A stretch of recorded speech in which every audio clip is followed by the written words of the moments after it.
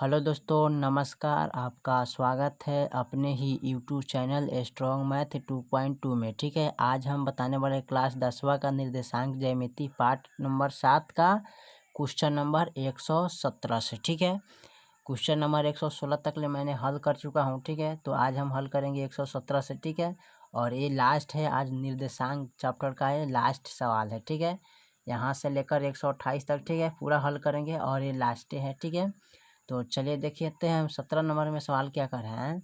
17 number में कर रहा है, यदि बिंदु x बराबर इतना और b बराबर इतना है तो c बराबर इतना है तो संरेखी सूत्र, तो x का मान इसमें निकलना है। ठीक है, चलिए इसको हम हल कर लेते हैं। देखिए, तो हमारा a का मान दिया है, b का मान दिया है, c का मान दिया है, तो हमको x का मान इसमें निकालना है। ठीक है, यहाँ पर दिया है और वो भी संरेखी सूत्र के आधार पर। ठीक है, तो चलिए सबसे पहले इनको मान लेते हैं। ये हो गया x1 x2 x3 y1 y2 y3। ठीक है, अब यहाँ लिखेंगे संरेखी सूत्र से। ठीक है, तो संरेखी सूत्र हमारा क्या होता है, x1 y2 माइनस y3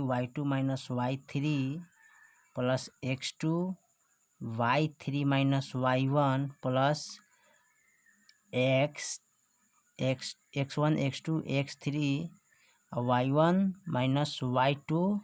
ठीक है, बराबर 0 होता है। ठीक है, तो चलिए इस पर हम मान रख के इसको हल कर लेते हैं। तो देखिए x1 का मान कितना है, तो x1 का मान x है, तो यहाँ पर लिखेंगे x। ठीक है, y2 का मान कितने हैं, देखो तो y2 का मान यहाँ पर -4 है, तो -4 रखेंगे। फिर माइनस y3 का मान कितना है, तो y3 का मान -5 है, तो -5 रखेंगे। ठीक है, फिर यहाँ रखेंगे प्लस x2 का मान, तो x2 का मान कितना है -3, तो यहाँ पर रखेंगे -3। ठीक है, उसके बाद फिर रखेंगे y3 का मान, तो y3 का मान कितना है -5 माइनस, और y1 का मान कितना है 2, तो 2 लिखेंगे। फिर प्लस x3 का मान कितना होता है, तो x3 का मान है -5, तो -5 देंगे। ठीक है, y1 का मान कितना है 2, तो 2 लिखेंगे। माइनस y2 का मान कितना है, तो -4 है, तो -4 देंगे बराबर 0। ठीक है, चलिए इस पर हम हल कर लेते हैं। तो यहाँ पर सबसे पहले क्या करेंगे, इनको इनके साथ करेंगे। ठीक है, और इनको इनके साथ और इनको इनके साथ हल करेंगे, सबसे आसान तरीका। ठीक है, तो देखिए माइनस माइनस प्लस और प्लस माइनस माइनस, तो 5 में से 4 गया 1। ठीक है, और 1 से 1 x में गुना करेंगे, तो यहाँ पर लिख सकते हैं x।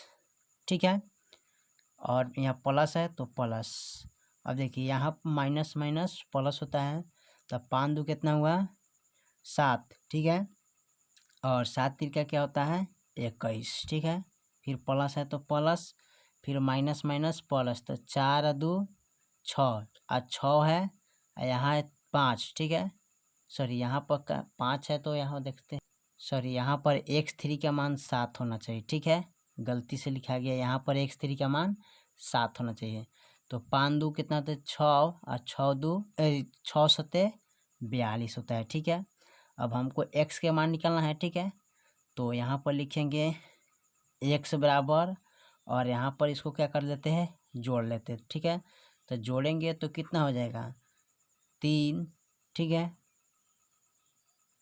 सॉरी माइनस में होगा एगो सही, सॉरी ना इस तरह होगा। ठीक है, x बराबर, सॉरी यहाँ देखिए x बराबर, यहाँ लिखेंगे x बराबर। ठीक है, और यहाँ देखिए 42, ये प्लस में है तो इधर उठा के लाएंगे तो कितना हो जाएगा माइनस में हो जाएगा ना, सॉरी ये भी माइनस में होगा ना, माइनस में ये भी माइनस में हो जाएगा। ठीक है, 21। ठीक है, सॉरी ये प्लस में हो जाएगा, ये वाला माइनस में होना चाहिए। ठीक है, यहाँ पर तो यहाँ जोड़ेंगे तो x बराबर हमारा कितना हो जाएगा, तो -63 हो जाएगा। ठीक है, यही आपका आंसर हो जाएगा। ठीक है, चलिए 118 नंबर सवाल को देखते हैं। 118 नंबर सवाल कर रहा है, एक त्रिभुज AOB जिसका शीर्ष इतना इतना है, तो क्षेत्रफल का वर्ग इकाई में क्या होगा। ठीक है, तो क्षेत्रफल का वर्ग इकाई इसमें कौन होगा, चलिए इसको देख लेते हैं। देखिए, तो यहाँ पर सवाल लिख लिया। ठीक है, तो इनमें कर रहा है वर्ग का क्षेत्रफल इकाई, ठीक है। यानी कि त्रिभुज का क्षेत्रफल निकालना है तो त्रिभुज का क्षेत्रफल क्या होता है 1/2 गुने, ठीक है, आधार गुने ऊंचाई ना, यही ना होता है आधार गुने ऊंचाई। तो यहाँ लिख सकते हैं आधार गुने ऊंचाई, ठीक है। तो चलिए इसी पर हम हल कर लेते हैं। या तो यहाँ पर इसको मान लीजिए, यहाँ पर इसको x1 x2 मान लेते हैं ना, सॉरी, तो यहाँ पर एक मान लेते हैं ए। यहाँ सबसे पहले हमको एक बनाना होगा यहाँ पर चिन्ह, ठीक है। देखिए तो इनको बोलते हैं y अक्ष, ये हो गया x अक्ष, ठीक है। इनका मान 0 0 होता है ना, और इसको मान लीजिए ए बी ना, इसको मान लेते हैं ए और बी, ठीक है, बिंदु। और इसको मान लीजिए फिर यहाँ पर भी ए बी, ये भी ओ बी ना होगा, ओ बी होगा, ठीक है। तो ये मान लीजिए आपका हो गया बी और ये हो गया आपका ए, ठीक है। तो बी ए हो गया, ठीक है। तो यहाँ पर एक आधार हो गया, एक लंब हो गया, ठीक है, आधार गुने लंब, ठीक है। ऊंचाई यानी ऊंचाई उसी को बोलते हैं, आधार इसको बोलते हैं, ठीक है। और इनको मिला दीजिएगा तो क्या हो जाएगा, समकोण त्रिभुज रहा है। तो समकोण त्रिभुज का फॉर्मूला कहता है वो 1/2 गुने आधार गुने ऊंचाई। तो यहाँ पर इसको क्या करेंगे, लिख लेंगे 1/2 गुने आधार कितना है हमारा ए और ऊंचाई कितना है बी, ठीक है। तो यहाँ पर क्या करेंगे, यहाँ पर लिखेंगे तो 1/2 और गुना करेंगे तो ए बी, तो आपका 1/2 ए बी, यही आंसर हो जाएगा, ठीक है। चलिए 119 नंबर सवाल को देखते हैं। 119 नंबर सवाल कर रहा है यदि बिंदु इतना और इतना स्थित हो तो ए का मान होगा कौन इसमें, ठीक है। तो चलिए इसको हम रख लेते हैं, ए की जगह पर सब को रख के हम बनाएंगे, ठीक है। तो चलिए मैंने क्वेश्चन लिख लिया, चलिए इसको हल कर लेते हैं। तो हल करेंगे तो यहाँ पर लिखेंगे 2 गुने और x की जगह पर हम 4 रखते हैं, ठीक है, और -3 y बराबर 5, ठीक है। तो 4 गुना क्या होता है 8 और -3 y बराबर 5, और इसमें से घटाएंगे तो कितना होगा, तो 5 बचेगा, y बराबर 5। हमको y के मान निकालना है तो y बराबर 5/5 हो जाएगा ना यहाँ पर, ठीक है। और 5 से 5 में भाग करिएगा तो कैंसिल हो जाएगा। तो फाइनल मेरा y बराबर कितना गया 1, यही मेरा आंसर हो जाएगा, ठीक है।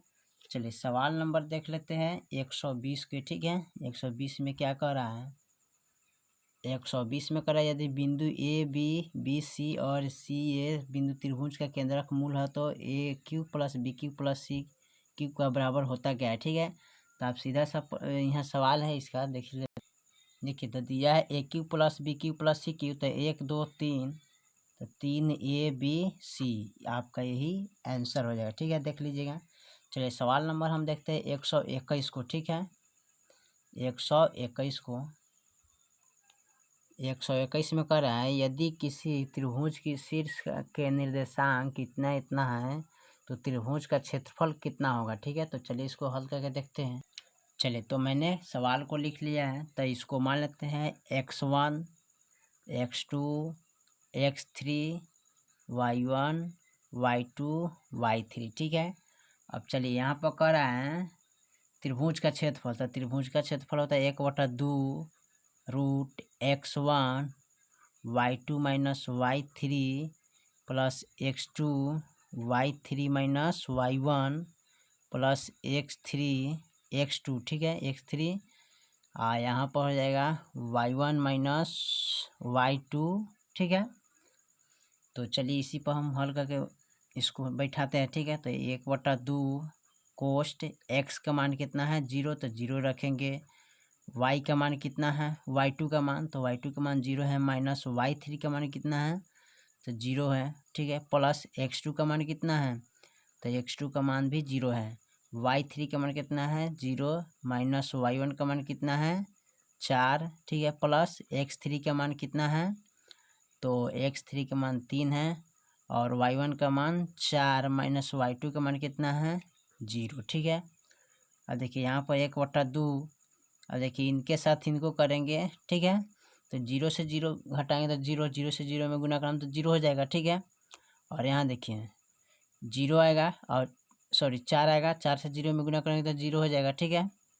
और यहाँ पर 0 आएगा, सॉरी यहाँ पर 4 आएगा, 4 से में गुना करेंगे तो 4 3 12, अभी कटाएंगे तो 2 छक 12, तो फाइनल मेरा 6 आंसर आ गया। ठीक है, चलिए सवाल नंबर 122 हम देख लेते हैं। 122 में क्या कह रहा है, 122 नंबर कह रहा है बिंदु इतना किस चतुर्थांश में, ठीक है, माइनस प्लस। तो चलिए इसको लिख लेते हैं। देखिए तो माइनस प्लस है तो ये हमारा हो जाएगा द्वितीय चतुर्थांश, ठीक है, यही होगा। चलिए 123 नंबर सवाल को देखते हैं। 123 में कह रहा है वाई अक्ष से बिंदु की दूरी क्या होगा। ठीक है, तो चलिए इसको देख लेते हैं। अब देखिए वाई अक्ष से पूछा है तो फर्स्ट वाला को हम क्या बोलते हैं एक्स और दूसरी का को क्या बोलते हैं वाई। ठीक है, तो ये हो गया भुज, इसको बोलते हैं कोटि, समझे। तो यहाँ पर ऑलरेडी वाई का मान दिया है। ठीक है, तो हमें किसका मान लिखना है, यानी कि एक्स का। तो एक्स बराबर कितना हो जाएगा 3, तो यही आपका आंसर होगा। ठीक है, चलिए 124 नंबर सवाल हम देखते हैं। 124 में कह रहा है मूल बिंदु इतना का दूरी क्या होगा। ठीक है, तो चलिए इसको देख लेते हैं। तो यहाँ पर लिखेंगे चूंकि मूल बिंदु बराबर होता है क्या है formula, √x² plus Y square होता है ना। तो इसी फार्मूला पर इनको बैठाएंगे। ठीक है, तो यहाँ पर लिखेंगे 4² प्लस 6², तो 4 चौका 16 और 6 छक 36। ठीक है, अब जोड़िए तो 6 6 कितना होता है 12, 3 1 4 4 1 5, यानी कि √52। ठीक है, तो √52 का जब वर्गमूल कीजिएगा तो कितना कटेगा 13 चौका 52, यानी कि आप जैसे मान लेते हैं यहाँ पर 52 का वर्गमूल करिएगा तो ठीक है यहाँ पर। ठीक है, तो कटाइएगा तो कितने बढ़ते हैं 13 चौका 52। ठीक है, फिर 2 से कटिएगा 2, फिर 2 से कटिएगा 1। ठीक है, तो यहाँ पर रूट अंडर आ गया 13 गुने 2 गुने 2, तो 2 गो अंक के बदला हम क्या करते हैं 1 अंक लिख देते तो 2 हो जाएगा और रूट के अंदर 13 हो जाएगा। ठीक है, तो यही आपका मान होगा। तो यहाँ पर लिख सकते हैं 2√13, यही आपका आंसर हो जाएगा। ठीक है, चलिए 125 नंबर सवाल को देखते हैं। 125 नंबर सवाल कर रहा है बिंदु इतना और इतना के बीच की दूरी निकालना है। ठीक है, तो चलिए इसको दूरी निकाल लेते हैं। चलिए तो इनका बीच का दूरी निकालना है, तो बीच के दूरी निकालने के लिए यहाँ पर लिखते हैं चूँकि दूरी बराबर फार्मूला क्या होता है, यहाँ पर लिख लेते हैं x2 minus x1² plus y2 minus y1 square. ठीक है, यही होता है और इसी फार्मूला पर हम इसको हल करेंगे। ठीक है, तो चलिए इसको मान लेते हैं x1 x2 y1 y2। ठीक है, तो यहाँ पर इसको रखते हैं x1 का x2 का मान है -3, तो -3 रखेंगे माइनस, x1 का मान है 4, तो 4 रखेंगे स्क्वायर प्लस y2 का मान कितना है 2 माइनस और y1 का मान कितना मान है -3। ठीक है, स्क्वायर। अब इसको क्या करेंगे यहाँ पर माइनस माइनस प्लस, तो 4 3 कितना होता है 7, 7 स्क्वायर प्लस और 3 2 कितना होता है 5, तो यहाँ पर 5 स्क्वायर हो जाएगा। ठीक है, अब देखिए 7 7 49 प्लस और 5 25। ठीक है, अब इन दोनों को जोड़ेंगे तो 9 6 13 1 14, 4 5 6, यहाँ पर 4 2 6 6 1 7 ना, यहाँ पर हो जाएगा। सॉरी यहाँ पर गलती हो गया, यहाँ पर सिर्फ एक माइनस लगेगा, यहाँ पर 5 होगा। ठीक है, यहाँ पर एक 5 होगा। ठीक है, अब देखिए माइनस है तो 5 में से 2 गया कितना बचेगा 3, तो यहाँ पर 3 लिखिएगा। ठीक है, इसका हो जाएगा 3 3 9। ठीक है, इसका वर्गमूल होगा 3 3 9। अब इसको जोड़ लेंगे तो कितना हो जाएगा 9 9 18 और 4 1 5, यानी कि 58, √58। तो ये आपका यही आंसर रह जाएगा। ठीक है, 58 आंसर। ठीक है, चलिए सवाल नंबर अगला देखते हैं 126। देखिए सवाल नंबर 126 का है बिंदु इतना और इतना को मिलाने वाला रेखाखंड का मध्य बिंदु क्या होगा। ठीक है, और उसका निर्देशांक भी हमको चॉइस करना है। ठीक है, तो चलिए इसको देख लेते हैं।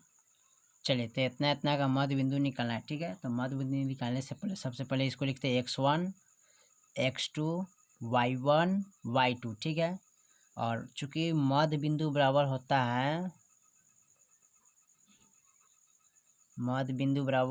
x1 प्लस x2 बटा 2 और y1 प्लस y2 बटा 2, ठीक है।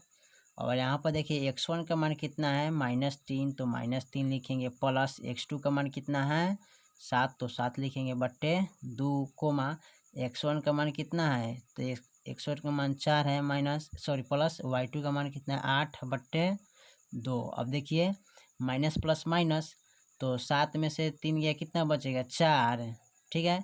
तो 4 लिखेंगे बट्टे 2, ठीक है। और यहाँ 8 4 12, 12 बट्टा 2, अब कटाइए तो 2 दूनी 4 और 2 छक 12, यानी कि 2,6, यही आपका आंसर रह जाएगा, ठीक है।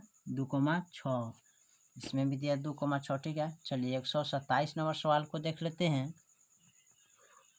क्या कर रहा है। 127 नंबर सवाल कर रहा है, किसी त्रिभुज की शीर्ष का बिंदु निर्देशांक इतना और इतना है, तो इसके केंद्र का निर्देशांक क्या होगा, ठीक है। तो चलिए इसको देख लेते हैं। देखिए तो यहाँ पर ही दिया है, तो ये प्लस प्लस हो गया ना यहाँ पर, तो इसको सॉरी यहाँ 6, तो इसको लिख लिया प्रथम चतुर्थांश, ठीक है, प्रथम चतुर्थांश में। चलिए 127 नंबर सवाल हमारा कर रहा था, तो यहाँ पर दिया है 4,6, 0,4, उसके बाद 5,5 है, ठीक है। तो इसको मान लेते हैं x1, x2, x3, y1, y2, y3, ठीक है। उसके बाद यहाँ पर लिखेंगे केंद्र का सूत्र, ठीक है। तो केंद्र का सूत्र क्या होता है, तो केंद्र का सूत्र से इसको निकालेंगे, तो x1 plus x2 plus x3 बट्टे 3, y1 plus y2 plus y3 बट्टे 3, ठीक है। तो यहाँ पर लिख लेते हैं x1 का मान कितना, तो 4, प्लस x2 का मान कितना है 0, प्लस x3 का मान कितना है 5, तो 5 लिखेंगे बट्टे 3, ठीक है। y1 का मान कितना है, तो 6, प्लस y2 का मान कितना है 4, प्लस y3 का मान कितना है 5 बट्टे 3, ठीक है। अब जोड़िए इसको, तो 5 4 कितना होता है 9 ना, तो यहाँ पर 9 होता है, तो इसको लिख लेते हैं 9 बटा 3, ठीक है। यहाँ पर लिखें 6 4 10, 6 4 10 10, सॉरी यहाँ पर तो माइनस कहीं ना कहीं होगा, ठीक है, यहाँ पर मिस्टेक हुआ है। चलिए यहाँ पर ठीक है, जोड़ेंगे 6 4 10 और 10 5 कितना होता है 15, तो यहाँ पर लिखेंगे 15 बटा 3। अब इसको कटाएंगे तो 3 3 9 कटेगा, 3 5 15, यानी कि 3,5, ठीक है, यही आपका आंसर हो जाए, ठीक है।